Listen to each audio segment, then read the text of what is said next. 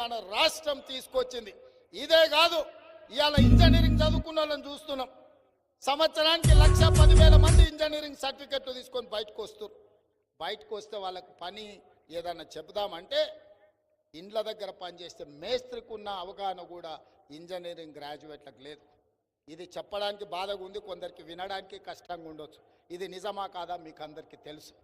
ఇవాళ మనం engineering students ప్రతి సంవత్సరం 1,10,000 మంది ఇంజనీరింగ్ పట్టా సర్టిఫికెట్లు తీసుకొని వస్తున్నారు. ఎంతమందికి నాణ్యమైన సాంకేతిక నైపుణ్యం ఉన్నదో మీరు ఆలోచన చేయండి. ఇవాళ లేకపోవడం వల్ల మనం ప్రపంచంతో పోటీ పడలేకపోతున్నాం.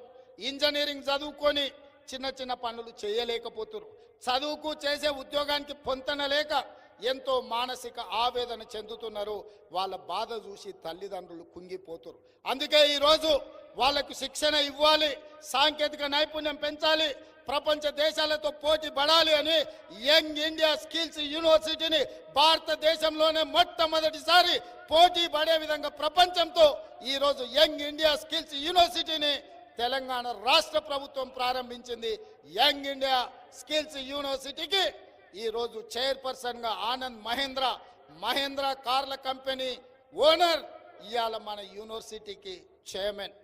Group of companies, Reddy labs, Aurobindo లాంటి, అపోలో లాంటి హాస్పిటల్కి సంబంధించిన పెద్ద పెద్ద కార్పొరేట్ కంపెనీల డైరెక్టర్లను తీసుకొచ్చి ఈ బోర్డులో పెట్టి శిక్షణ వాళ్ళే ఇవ్వాలి, సిలబస్ వాళ్ళే ఇవ్వాలి, ఉద్యోగాలు వాళ్ళే ఇవ్వాలని 60 ఎకరాల యంగ్ ఇండియా స్పోర్ట్స్ యూనివర్సిటీని 600 కోట్ల రూపాయల కార్పస్ ఫండ్ జమ చేసి మేనేజ్మెంట్ మొత్తం వాళ్ళకి అప్పచెప్పి ఇవాళ తెలంగాణలో ఉండే లక్షలాది నిరుద్యోగ పట్టభద్రులకు శిక్షణ ఇచ్చి ప్రపంచ దేశాలతో పోటీ పడే విధంగా ఈరోజు మనం నిర్ణయం తీసుకున్నాం. మిత్రులారా, ఇదొక రెవల్యూషన్, ఇదొక విప్లవం. ఇలాంటి మార్పులు తెస్తున్న సందర్భంలో ఈరోజు మనకు ఓట్లు వేయొద్దు అంటున్నారు. నేను అడుగుతున్నా, స్పోర్ట్స్ యూనివర్సిటీ కానీ స్కిల్స్ యూనివర్సిటీ కానీ చేసింది నిజమైతే పట్టభద్రులు మాకు ఓటేయండి.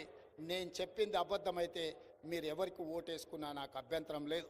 అంతెందుకు, బాక్సింగ్ లో ఛాంపియన్షిప్ తెచ్చిన నిఖత్ జరీన్ మీ నిజామాబాద్ బిడ్డ, ఆ అమ్మాయికి బాక్సింగ్ లో మెడల్ తెచ్చినందుకు గ్రూప్ 1 జాబ్ డిఎస్పీ జాబ్ ఇచ్చి 2 కోట్ల రూపాయల నగదు ఇచ్చి చదువు కంటే కూడా ఈ స్పోర్ట్స్ లో క్రీడలలో రాణిస్తే కూడా ఉజ్వల భవిష్యత్తు ఉంటుందని ఒక మైనారిటీ ఆడబిడ్డకు డిఎస్పీ గవర్నమెంట్ జాబ్ ఇవ్వడమే కాదు కోట్ల రూపాయలు నజరానా ఇచ్చి ఈరోజు ప్రోత్సహించిన మాట నిజం కాదా? సిరాజ్ అని క్రికెట్లో వరల్డ్ కప్ సాధించడంలో హైదరాబాద్కు సంబంధించిన యువకుడు వరల్డ్ క్రికెట్ కప్ సాధించడంలో క్రియాశీలక పాత్ర పోషించాడు. అతను చదువుకున్నది ఇంటర్మీడియటే, అతనికి గ్రూప్ 1 జాబ్కి అర్హత లేదు. కానీ మన ప్రభుత్వం క్యాబినెట్లో పెట్టి ఎడ్యుకేషన్ ఎగ్జామ్షన్ ఇచ్చి గ్రూప్ 1 జాబ్ డిఎస్